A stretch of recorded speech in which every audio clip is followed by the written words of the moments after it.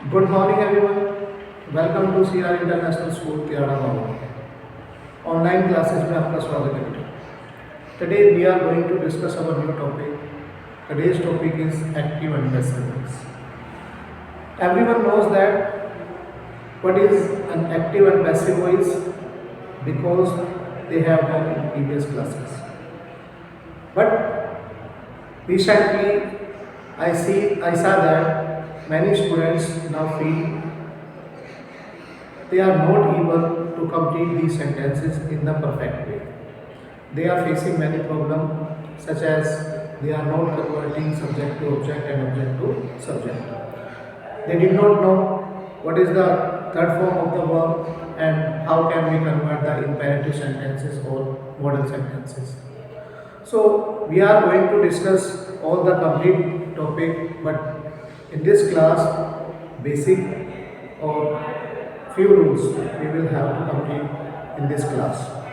So let's start with topic. तो बेटा जैसा कि मैंने आपको बताया आज का हमारा टॉपिक रहेगा एक्टिव एंड पैसिव वॉइस का. एक्टिव एंड पैसिव वॉइस सभी अपनी रफ नोटबुक लेकर बैठे बेटा, ताकि अपनी वीडियो को साथ साथ देखते रहे और उसके बाद आप उसको नोट डाउन करें.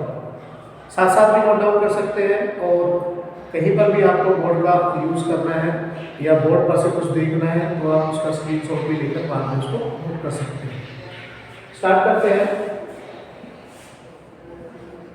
Active and passive voice. बेटा एक्टिव एंड पैसिव वॉइस में सबसे पहले तो आपको ये बात पता होना चाहिए कि एक्टिव एंड पैसिव वॉइस में जो सेंटेंसेस आते हैं हमारे वो टेंस के अकॉर्डिंगली आते हैं. एक्टिव में होते हैं सेंटेंस, उनको हमें पैसिव में कन्वर्ट करना होता है. या फिर कई बार एक्सरसाइज ऐसी भी आपको देखने को मिल जाएगी बुक में कि वो पैसिव में होती है, उनको वापस कन्वर्ट किस में करना होता है, एक्टिव में करना होता है.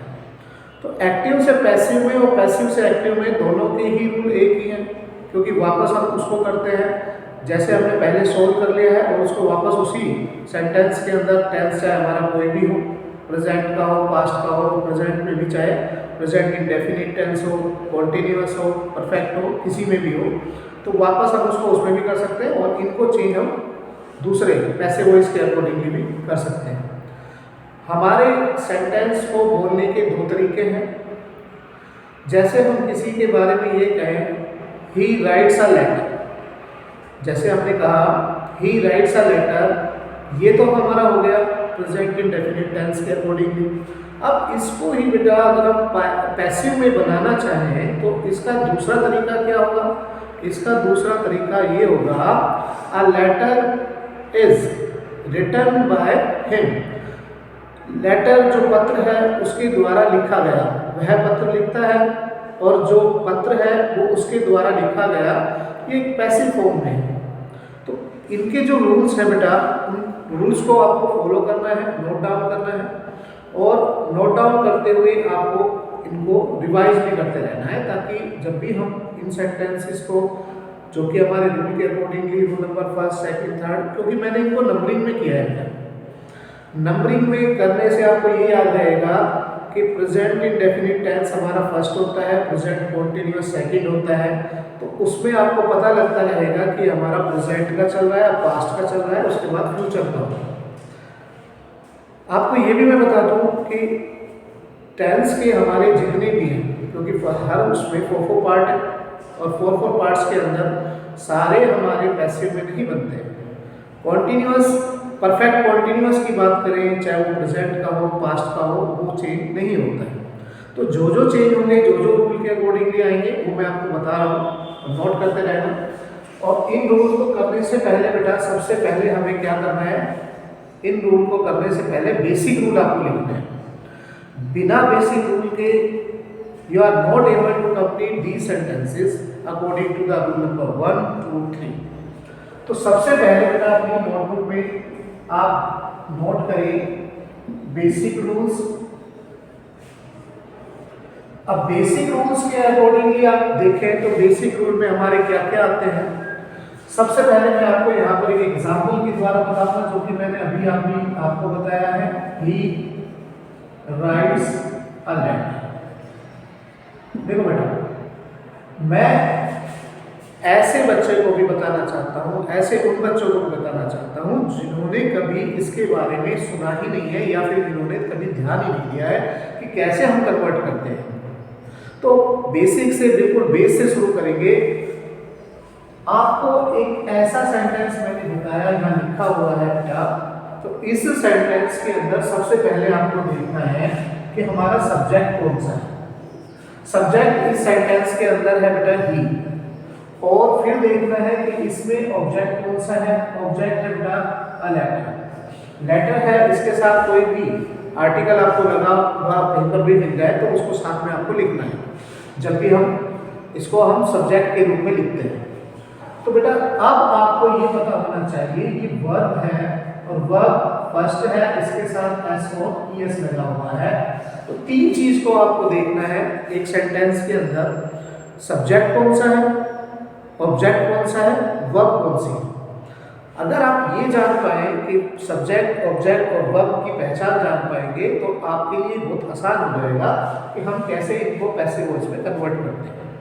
अब देखिए, अब बेसिक रूप मैंने इसलिए एग्जाम्पल लिखा है क्योंकि एग्जाम्पल में आपने ऐसे सेंटेंस देखे होंगे जो ये लिखे हुए हैं, और इसके अंदर आपने सब्जेक्ट ऑब्जेक्ट को आपने फाइंड कर लिया तो हमारा काम और आसान हो जाएगा जब हम इसको पैसिव वॉइस में करेंगे। अब ये आपको पता लग गया, तो मैं यहाँ बेसिक रूल से शुरू कर रहा हूँ। बेसिक रूल के अकॉर्डिंगली सबसे पहले जो हम करेंगे वो करेंगे बेटा, जो ये सब्जेक्ट होता है ये बिल्कुल लास्ट में जाता है ना। Subject became object and object become subject. तो सब्जेक्ट तो बन जाता है ऑब्जेक्ट, और ऑब्जेक्ट बन जाता है सब्जेक्ट। तो यहाँ पर हमने स्टार्ट किया, पहला जो फर्स्ट रूल है, subject change into object, object change into subject. तो बेटा ये ध्यान रखना कि जो सब्जेक्ट है वो चेंजेस होता है किसके अंदर, ऑब्जेक्ट के अंदर, और ऑब्जेक्ट है वो किसके अंदर चेंज होता है, सब्जेक्ट के अंदर। इट मींस ऑब्जेक्ट के स्थान पर जहां पर हम प्लेस जो सब्जेक्ट के प्लेस पर रखेंगे वो ऑब्जेक्ट को रखेंगे जो कि एक सब्जेक्ट हो जाएगा, और जो सब्जेक्ट है वो कहां पर चला जाएगा, लास्ट में चला जाएगा, ऑब्जेक्ट में जाएगा। क्लियर है? अब उसके बाद हम क्या करेंगे बेटा, इसका जो सेकंड बेसिक रूल है, सेकंड बेसिक रूल के अंदर आप देखेंगे कि ये हमारा सब्जेक्ट से ऑब्जेक्ट और ऑब्जेक्ट से सब्जेक्ट बन गया। अब हमें क्या करना है, दूसरा इसका बेसिक रूल ये होगा, we use third form of verb. आप जितने भी रूल करेंगे आप ये देखेंगे कि इनके अंदर हमें वर्ब की थर्ड फॉर्म का यूज करना है। We have to follow V third, we have to follow V third. Third, अब आपने यहाँ पर फर्स्ट देखी है, ऐसे एरियस देखा है, एज वर्ब के साथ आईएनजी आप देखेंगे, एज वर्ब के साथ थर्ड फॉर्म देखेंगे, तो उन सभी को हमें थर्ड फॉर्म में कन्वर्ट करना है।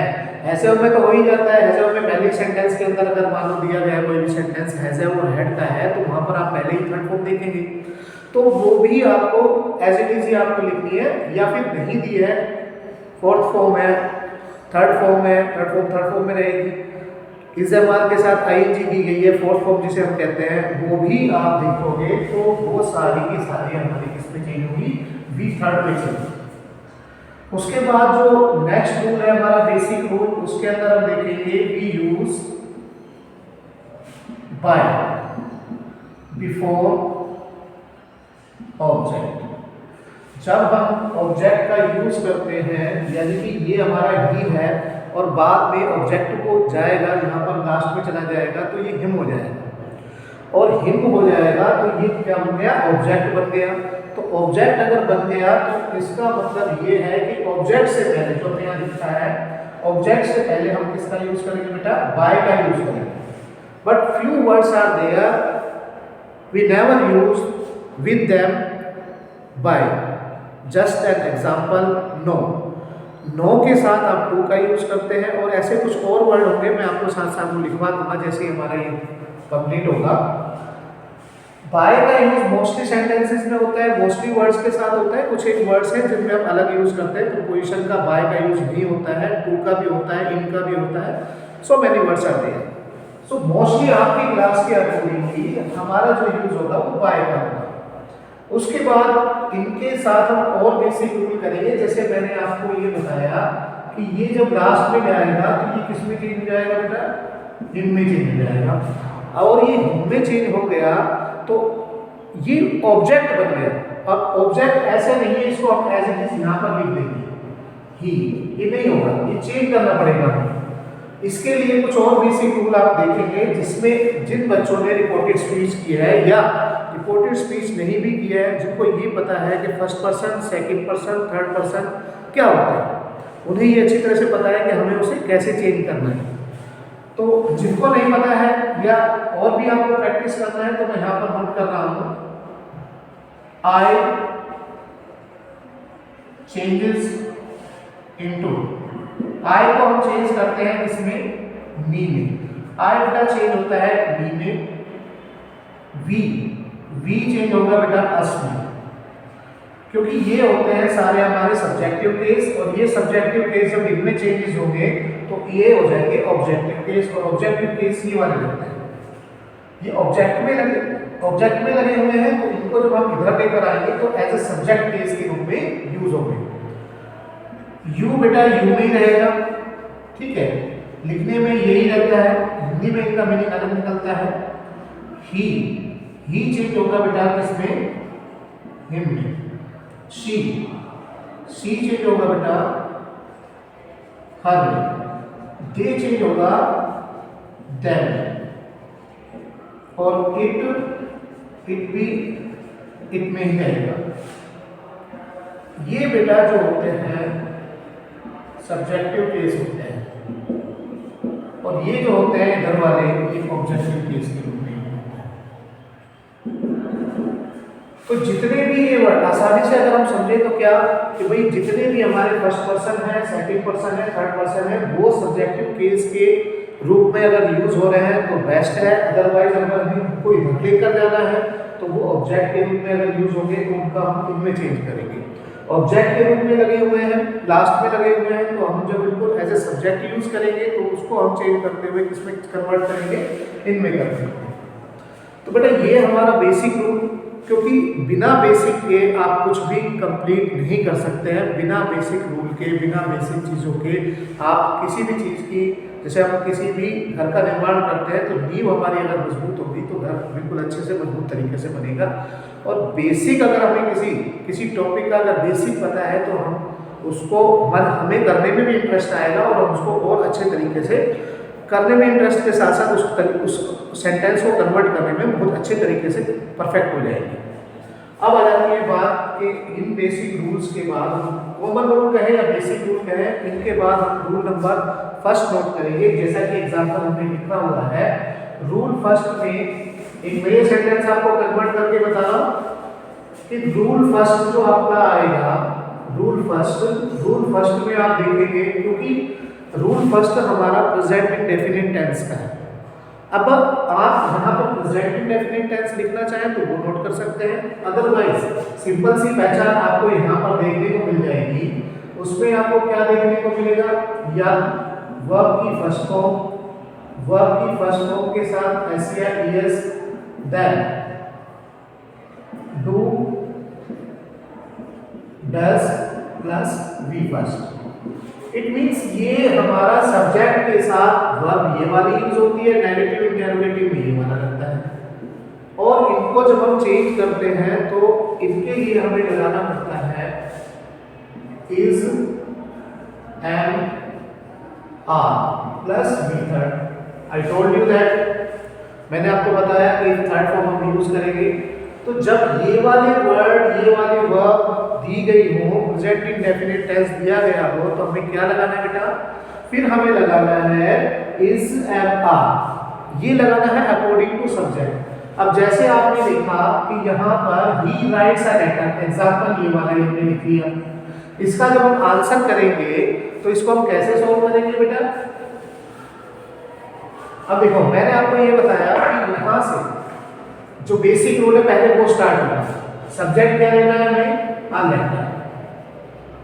और सभी बच्चे ये भी जानते हैं अ लेटर है, क्योंकि ये वाला रूल है तो इसमें सिंगुलर है तो ये यूज होगा, आई के साथ एम यूज होगा, और ये वाले आई के साथ तो क्या यूज होता है बेटा? एम।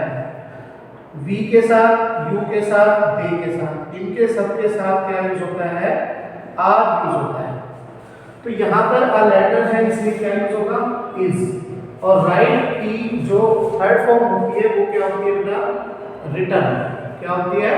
रिटर्न। वेरी गुड, कुछ बच्चे बोल पा रहे हैं बाय। अब देखो ये मैंने बताया और यहाँ से भी आप चेक कर सकते हैं कि ही इसमें क्या होता है बेटा? हिम में। किसमें चेक होगा? हिम में। क्लियर है इतना?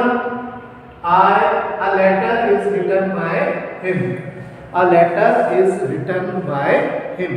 इस तरह से हम सोल्व करते रहेंगे और आप अच्छे से देख पाएंगे कि हम आगे ऐसे ही सेंटेंस जो प्रेजेंट इंडेफिनिट टेंस के हैं वो हम कन्वर्ट करें, कैसे उनको पैसिव वॉइस में बनाएं। आज के लिए बेटा इतना ही करेंगे। बेसिक रूल को हम अच्छे तरह से करेंगे, लिख लेंगे और उनको रिवाइज भी कर लेंगे। कुछ एक सेंटेंसेस है, मैं यहाँ पर एक सेंटेंस लिख रहा हूँ, उसको आपको सोल्व करना है और अपनी नोटबुक पे उसको नोट कर लेना है। सेंटेंस है दे recite poem। they recite poem। Way poem recite करते हैं। तो इनका आपको आंसर आपको एक्टिव है ही, इसको हमें पैसिव में करना है। इसमें करना है पैसिव में करना है। ठीक है बेटा, आज के लिए इतना ही। फिर मिलेंगे बेटा नेक्स्ट वीडियो में। तब तक के लिए goodbye, have a nice day.